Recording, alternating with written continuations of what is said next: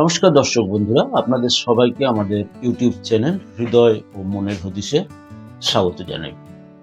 আজকে আমরা জানবো রিজেকশন থেরাপি এই বিষয়ে। প্রত্যাখ্যানকে ভয় না করে কিভাবে শক্তিতে রূপান্তর করা যায় সেই বিষয়ে। আপনি দেখেছেন কাউকে কিছু চাইতে গিয়ে আগেই আপনি ভেবে নিয়েছেন ও না বলবে, তাই আর আপনি চাইলেন না সে বিষয়টা। কিন্তু জানেন কি, জীবনের সবচেয়ে বড় সুযোগগুলো আমরা কিন্তু হারাই প্রত্যাখ্যানের ভয়ে। আজ কথা বলবো এমন একটা মনোবৈজ্ঞানিক কৌশল নিয়ে, রিজেকশন থেরাপি, যেখানে ইচ্ছে করে মানুষ না শোনে, আর সেই না থেকেই গড়ে তোলে একটা নিজের উপর আত্মবিশ্বাস। রিজেকশন থেরাপি কিভাবে ঘটে না, রিজেকশন থেরাপি হলো একটা মনোবৈজ্ঞানিক একটা অনুশীলন, যেখানে মানুষ ইচ্ছাকৃতভাবে নিজেকে এমন পরিস্থিতির মধ্যে ফেলে যেখানে প্রত্যাখ্যাত হওয়ার সম্ভাবনা বেশি থাকে। উদ্দেশ্য একটাই, না শুনে ভেঙে পড়া নয়, নাকে স্বাভাবিক করে নেওয়া। এই ধারণাটি জনপ্রিয় হয় জেসন কমেলি এবং পরে জিয়া জিয়াং এর মাধ্যমে, যিনি টানা ১০০ দিন নিজেকে বিভিন্ন অস্বস্তিকর অনুরোধের মধ্যে নিজেকে ফেলে দিয়েছিলেন শুধু না শোনার অভ্যাস গড়ে তোলার জন্য। কি অদ্ভুত, তাই না? আমরা প্রত্যাখ্যানকে এত ভয় পাই কেন? মনোবিজ্ঞান বলে মানুষের মস্তিষ্ক প্রত্যাখ্যানকে শারীরিক ব্যথার মতোই অনুভব করে, কিন্তু কারণ আমাদের মস্তিষ্ক এখনো সেই প্রাচীন দলভিত্তিক মানসিকতায় কিন্তু কাজ করে। একসময় দলের থেকে প্রত্যাখ্যান মানেই ছিল দলছুট হওয়া, আর দলছুট হওয়া মানেই ছিল বেঁচে থাকার ঝুঁকি বা মৃত্যু নিশ্চিত। তাই আজও কেউ না বললে মস্তিষ্ক ভাবে, আমি যথেষ্ট ভালো নই, আমি দলছুট হয়ে গেলাম। রিজেকশন থেরাপি কিভাবে কাজ করে? রিজেকশন থেরাপি ধীরে ধীরে এই ভ্রান্ত বিশ্বাসটাকে ভেঙে ফেলে। এটি শেখায় না মানে কিন্তু অপমান নয়, না মানে ব্যর্থতা নয়, না মানে আপনি মূল্যহীন নয়। এটা একদমই নয়। যত বেশি না শুনবেন তত বেশি আপনার মস্তিষ্ক বুঝবে, খুলবে আর উন্নত হবে। এই ব্যথা সহনীয়, আর আমি এখনো নিরাপদ।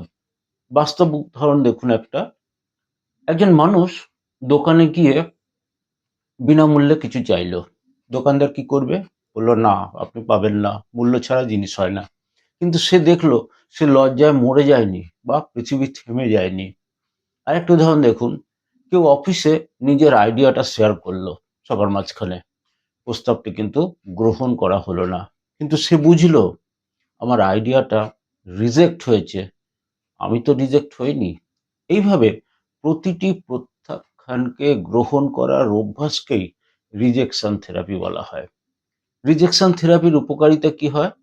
না, রিজেকশন থেরাপি আপনি যদি চর্চা করেন তাহলে কিন্তু দেখবেন আত্মবিশ্বাস বেড়ে যায়, সামাজিক ভয় কমে যায়, সিদ্ধান্ত নেওয়ার সাহস আসে, আর ওভার থিঙ্কিং কমে যায়।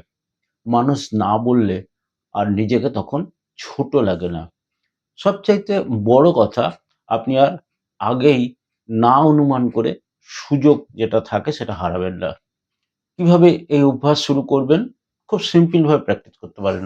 প্রতিদিন ছোট একটা কাজ করুন। কাউকে এমন সাহায্য চান যিনি না বলবেন, বা কোনো ডিসকাউন্ট চান যা আপনি পাবেন না। নিজের মতামত প্রকাশ করুন যা গৃহীত হবে না। একটা প্রশ্ন করুন যার উত্তর হয়তো না হতে পারে। লক্ষ্য একটাই, হ্যাঁ পাওয়া নয়, না সহ্য করতে শেখা। গুরুত্বপূর্ণ সত্য কি, আপনি যত বেশি প্রত্যাখ্যানটাকে এড়াতে চান, জীবন তত কিন্তু ছোট হয়ে যায়। আর আপনি যত বেশি প্রত্যাখ্যান গ্রহণ করেন, জীবন তত বড় হতে শুরু করে। তবে কথা মনে রাখবেন, রিজেকশন থেরাপির উদ্দেশ্য হলো প্রত্যাখ্যান পেয়ে একদম ভেঙে পড়া নয়, বরং মনকে প্রস্তুত করা যে প্রত্যাখ্যান আসতেই পারে। বহু মানুষ জীবনে বারবার প্রত্যাখ্যান পেয়েও শেষে সফল হয়েছেন। আমাদেরকে চেষ্টা করতে হবে এমনভাবে জীবনে চলা যাতে প্রত্যাখ্যান না আসে, কিন্তু যদি তা আসে তাহলে একদম ভেঙে না পড়া বা হতোদ্যম না হওয়া। আরেকটা কথা মনে রাখবেন, মানুষ আপনাকে নয়, আপনার অনুরোধকে কিন্তু না বলে। রিজেকশন থেরাপি আমাদের শেখায় প্রত্যাখ্যান মানেই শেষ নয়, অনেক সময় সেটাই শুরু। আজ এই পর্যন্তই, আবার দেখা হচ্ছে আপনাদের সাথে পরের ভিডিওতে। ধন্যবাদ, নমস্কার।